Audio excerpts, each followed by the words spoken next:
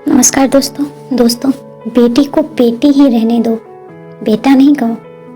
आपको ऐसी स्टोरी सुनाती हूँ जो आपका दिल छू लेगी। दोस्तों, मिस्टर राजेंद्र शर्मा पिछले 5 सालों से अपने बड़े से मकान में अपनी बेटी के साथ हंसी खुशी रह रहे थे।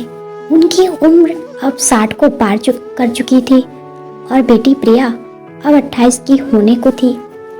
उम्र को ध्यान में रखते हुए बेटी ने उनका सारा कामकाज अपने कंधों पर ले लिया था। प्रिया अपने घर काम में बहुत अच्छी थी, जितने अच्छे से वो अपने पापा घर और उनके कारोबार का ध्यान रखती थी, कोई और शायद ही रख पाता। अगर राजन जी को कोई बेटा होता तो वो भी नहीं कर पाता।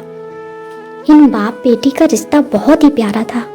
बिना बाबा के प्रिया को नहीं चलता और बिना प्रिया के उसके बाबा को नहीं चलता। कभी कभी ऐसा लगता जैसे राजेंद्र जी प्रिया के बाप नहीं उसके बेटे हैं। प्रिया की हरकतें ही कुछ ऐसी थी। बाबा को सुबह जल्दी उठकर जबरदस्ती वॉकिंग के लिए भेजना हो या छोटे बच्चों को जैसे दवाइयाँ पिलाते हैं वैसे ही पापा की दवाइयाँ उन्हें खिलानी हो। प्रिया का बर्ताव अपने बाबा के साथ ऐसा ही था, बिल्कुल वैसे ही जैसे किसी माँ का अपने बच्चे के साथ होता है। प्रिया के बाबा भी कुछ कम नहीं थे। जब प्रिया उन्हें दवाई खाने के लिए देती तो आधी दवाई खाते और आधी छिपा लेते, लेकिन प्रिया की नज़रों से बच नहीं पाते। फिर वे उनके सामने खड़ी होकर सारी दवाई उन्हें जबरदस्ती खिलाती। रात को प्रिया के सोने के बाद चुपके से किचन में जाकर फ्रिज से मिठाई चुराकर खाना। बाबा की ऐसी शरारतें भी प्रिया पकड़ लेती थी। पकड़ जाने पर बाबा पानी पीने का बहाना करते, लेकिन प्रिया उनको समझाती कि मिठाई आपके लिए हानिकारक है। बाबा को याद दिलाती कि पिछली बार उनका शुगर लेवल कितना बढ़ गया था। अपने ही घर में अब मैं मिठाई नहीं खा सकता, बड़बड़ाते हुए नाराज होने की एक्टिंग करते हुए बाबा किचन से चले जाते। फिर प्रिया उन्हें मनाने के लिए एक मिठाई का टुकड़ा पापा के पास लेकर जाती और फिर वो दोनों उसे आधा आधा बांटकर खाते। दोनों के चेहरे पर बड़ी स्माइल आ जाती है। बस ऐसे ही दोनों की जिंदगी हंसी खुशी कट रही थी। उनका घर बहुत बड़ा था, उसमें कई कमरे थे, इसलिए उन्होंने सोचा कि एक किराएदार रख लिया जाए। पैसों के लिए नहीं, लेकिन प्रिया के ऑफिस जाने के बाद अकेले रह रहे राजन जी को थोड़ा सा ही सही किसी का साथ मिल जाए। जल्दी एक किराएदार फाइनल हो गया। उनका नाम अमर सिंह था। उनकी उम्र 55 से 51 की होगी। एग्रीमेंट पेपर बनाने के दौरान पहली बार वह राजेंद्र जी प्रिया से उन्हें दोनों से मिलकर काफ़ी अच्छा लगा और अब अमर सिंह अपनी बीवी के साथ राजेंद्र जी के घर पर किराएदार पर रहने लगे। थोड़े दिन बीते थे, लेकिन अमर सिंह राजेंद्र जी से अच्छी तरह घुल मिल गए थे। वह दोनों सुबह सुबह अब साथ में ही वॉकिंग के लिए जाया करते थे। कभी वह अमर सिंह के साथ तो कभी अमर सिंह और उनकी बीवी प्रिया और राजेंद्र जी के साथ डिनर किया करते।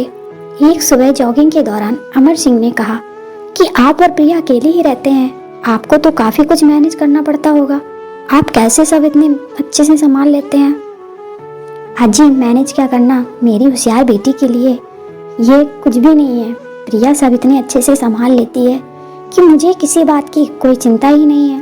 राजन जी ने मुस्कुराते हुए कहा, हाँ वो तो ठीक है, लेकिन जब प्रिया ससुराल चली जाएगी तब आपके लिए ये सब मैनेज करना मुश्किल हो जाएगा।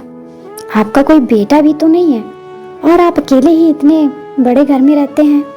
अमर सिंह ने अपना विचार बताते हुए कहा। राजन जी के चेहरे के हाव भाव बदल गए। वह अमर सिंह से कुछ कहना चाहते थे, लेकिन नहीं कहा और बात बदलने के लिए उनसे पूछा, खैर वो सब जाने दीजिए, आपके कितने बच्चे हैं? अमर सिंह ने छाती चौड़ी करते हुए कहा, मेरे 2 बच्चे हैं, दोनों ही लड़के हैं और दोनों ही अमेरिका में रहते हैं। राजेश जी को लगा जैसे अमर सिंह उन्हें ताना मार रहे हों, लेकिन फिर भी उन्होंने कुछ नहीं कहा और वो जॉगिंग करके अपने घर लौट आए। कुछ दिन बीते, राजन जी ने अमर सिंह को अपने साथ खाने के लिए बुलाया, क्योंकि अमर सिंह की पत्नी किसी काम से बाहर गई थी और वे अकेले थे। अमर सिंह, राजन जी और प्रिया डाइनिंग टेबल पर बैठकर खाना खा रहे थे।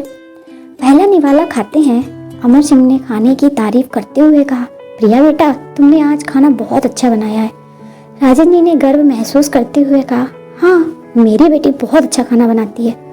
अमर सिंह जी बोल पड़े, ये तो बड़ी अच्छी बात है, उसके ससुराल वाले बड़े खुश रहेंगे। प्रिया उनसे कुछ कहना चाहती थी, लेकिन राजन जी ने उसे रोक दिया और बात बदलने के लिए प्रिया से पूछा, कारोबार कैसा चल रहा है, कोई दिक्कत तो नहीं है?